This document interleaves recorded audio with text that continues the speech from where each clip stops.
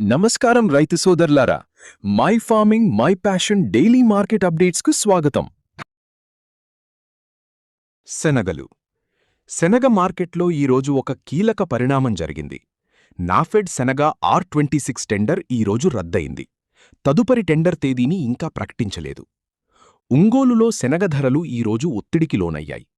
ఒంగోలు జేజే రకం, కాక్2, ఓల్డ్ రకాలు, అలాగే కర్ణాటక కాక్2 కొత్త రకాలపై ₹100 చొప్పున తగ్గి 5,600 నుండి 6,100 మధ్య ముగిశాయి.